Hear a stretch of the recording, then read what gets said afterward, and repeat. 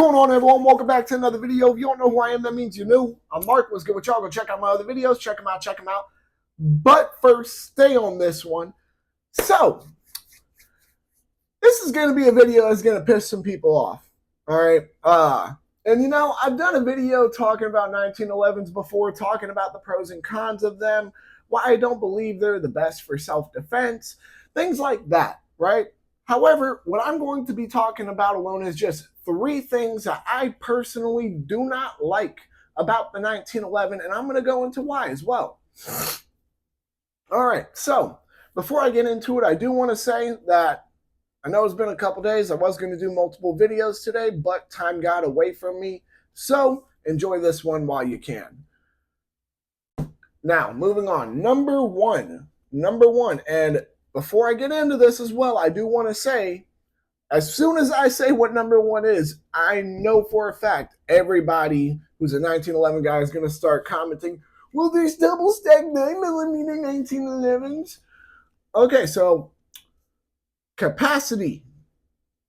1911s do not have a great capacity. And I'm sorry, guys, but I am not talking about you. Like, I'm sorry, but when I'm talking about 1911s, I'm talking about like actual 1911s, not 2011s, not double stack 1911s, none of that other stuff. Like, I'm talking about the original 1911 chambered in 45 ACP. Like, that's what I am referring to, because all those other guns that you're talking about are based off that platform, the platform of that firearm. So therefore, that's what I want to talk about, not the guns that you're going to bring up as an excuse that are all made after the 1911 platform. So, capacity. Why do I not like the fact that 1911s have such a low capacity? Well, me personally, beyond a self-defense standpoint, which I will get into in a second, me personally, when I go to the range, I don't want to spend so much time reloading. Now, some of y'all might argue, oh, okay, well, just load up your mags before you go to the range. Then you can even shoot more. Yeah, sure, I agree with that aspect there.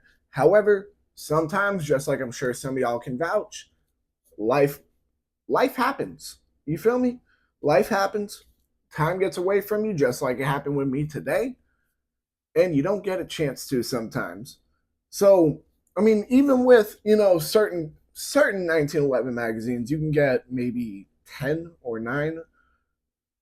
That's all right. But I mean, we're talking about a full-size 45 ACP gun, whereas plenty of other full-size firearms chambered in 45 ACP have a much better capacity, and not to mention they're also a good bit newer as well, which that's the 1911 being an older platform isn't really a con in my opinion. However, with newer firearms, you get newer features.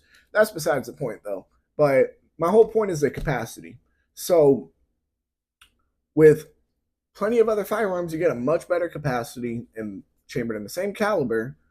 So why would I go out of my way, you know what I mean, to shoot a 1911 when I can shoot something that would be, you know, that would leave me with less time having to reload, I guess would be a better way to phrase it. So that's just number 1. That is just number 1. And once again, I already know for a fact that the 1911 guys are already commenting down below, oh, they're double stack 9mm 1911s. Well, good for them, I guess. That's not what I'm referring to, because that's not what the original 1911 is. I'm talking about the original 1911 platform, which is single stack 45 ACP. All right. Now, moving on.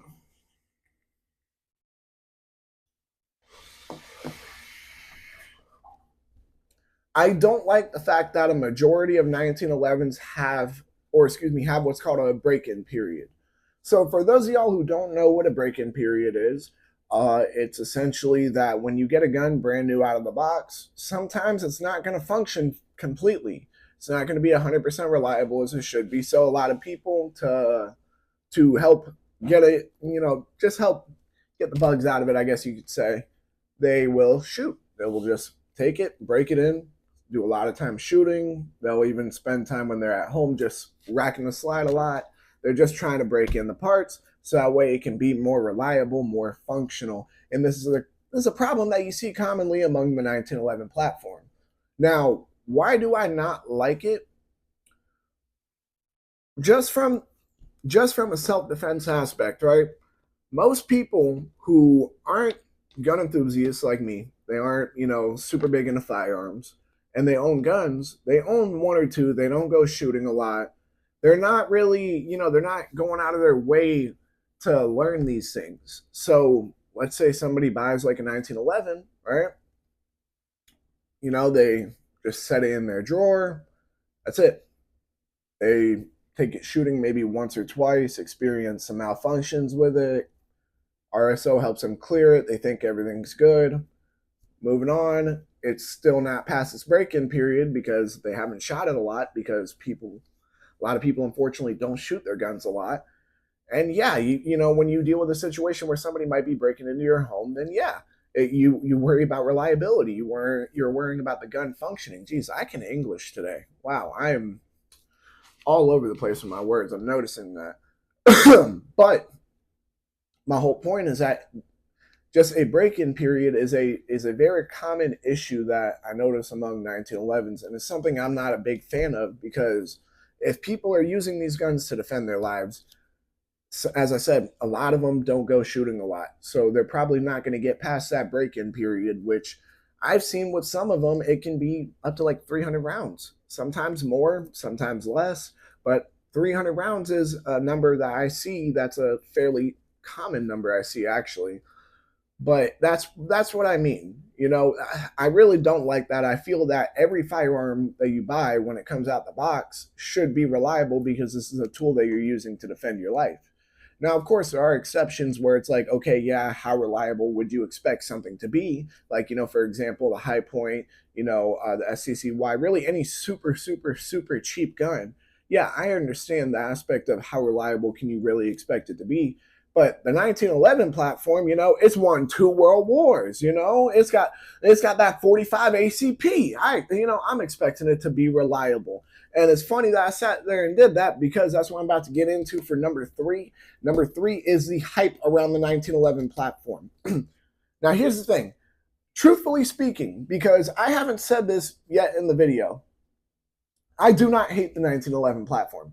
I actually really, really like it. I'm actually going to be doing a video, not today, but within the next couple days. Just wanted to make sure my microphone was still on, because recently it's had a tendency of turning off on its own, which I'm not very happy with. But regardless, back to what I was saying, I do not hate the 1911 platform. I actually really like it. It's a gorgeous platform. Don't get me wrong on any of that. I like the history behind it. However, what I can also say is that it is more of an outdated platform.